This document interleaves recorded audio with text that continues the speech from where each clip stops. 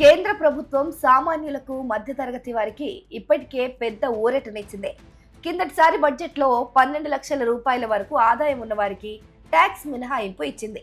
ఇప్పుడు అంతకంటే పెద్ద మార్పు ఒకటి చర్చల్లోకి వచ్చింది. అదే జాయింట్ ట్యాక్స్ ఫైలింగ్. అంటే ఇకపైన భార్యాభర్తలు ఇద్దరూ కలిసి ఆదాయపు పన్ను రిటర్న్స్ ఫైల్ చేసుకోవచ్చన్నమాట. ఇది అమల్లోకి వస్తే మధ్యతరగతి కుటుంబాల ట్యాక్స్ లెక్కలే మారిపోతాయి. భర్త ఒక్కరే సంపాదిస్తే ఎంత లాభం? భార్యాభర్తలు ఇద్దరు ఉద్యోగులైతే ట్యాక్స్ ఎలా తగ్గించుకోవచ్చు? ఇద్దరి ఆదాయం కలిసినప్పుడు భారీగా ఉంటే ఇది లాభమా నష్టమా? జాయింట్ ట్యాక్స్ ఫైలింగ్ మీకు వరమా భారమా? ఎవరికి ఎక్కువగా ఉపయోగం? ఎవరు జాగ్రత్త పడాలి? ఈ వీడియోలో తెలుసుకుందాం. ప్రస్తుతం మన దేశంలో ఎవరి సంపాదనకు వారే విడిగా ఆదాయపు పన్ను లెక్కలు చూపిస్తారు. ఇందుకు భార్యాభర్తలు కూడా మినహాయింపు కాదు. అంటే భర్త సంపాదనకు భర్త, భార్య సంపాదనకు భార్య విడిగా ఐటీ రిటర్న్స్ లెక్కలు చూపిస్తారు.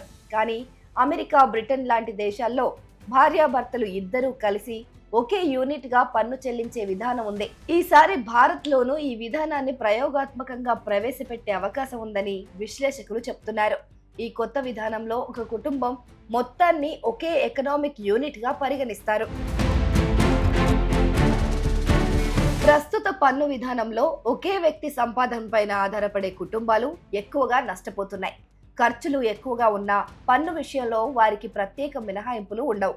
ఈ జాయింట్ ఫైలింగ్ విధానం అమల్లోకి వస్తే ఒకే సంపాదన ఉన్న కుటుంబాలకు బేసిక్ ఎగ్జంప్షన్ పరిమితి పెరిగే ఛాన్స్ ఉంది. భార్యాభర్తలు ఇద్దరూ సంపాదిస్తున్న ఇద్దరి ఆదాయాన్ని కలిపి చూపడం ద్వారా ట్యాక్స్ స్లాబ్ ప్రయోజనాలను మెరుగుపరుచుకోవచ్చు. పన్ను చెల్లింపు ప్రక్రియ కూడా సులభతరం అవుతుంది.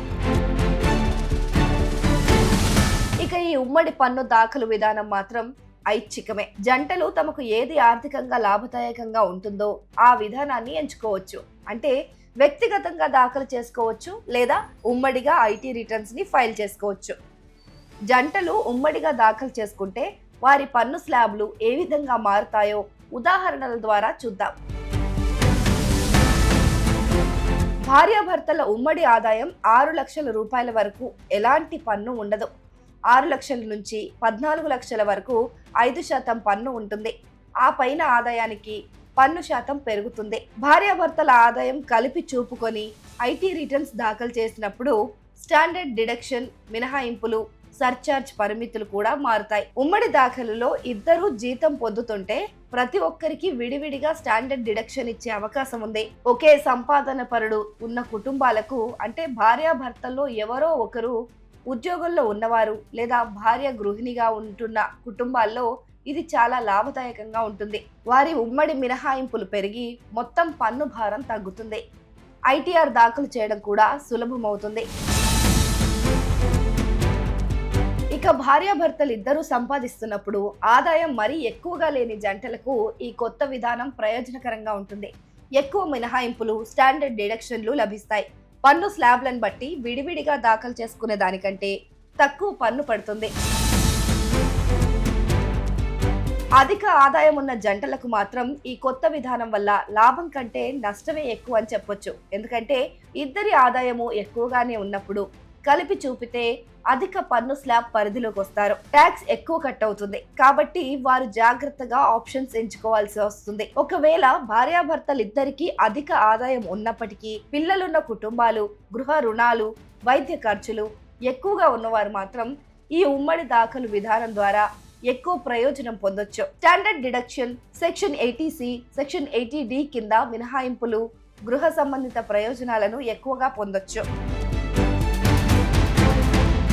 మొత్తం మీద ఈ విధానం ఐచ్ఛికమే కాబట్టి భార్యాభర్తలకు పన్ను ప్రయోజనం ఉంటేనే ఉమ్మడిగా దాఖలు చేసుకోవచ్చు. లేదంటే పాత పద్ధతిలోనే విడివిడిగా దాఖలు చేసుకునే స్వేచ్ఛ ఉంది. ఏదేమైనా ఈ కొత్త విధానం దేశంలో అనేక కుటుంబాల ఆర్థిక ప్రణాళికలను మార్చగలదు. అంతిమంగా ప్రజల కొనుగోలు శక్తి పెరిగి ఆర్థిక వ్యవస్థలో ద్రవ్య చలామణి పెరుగుతుంది.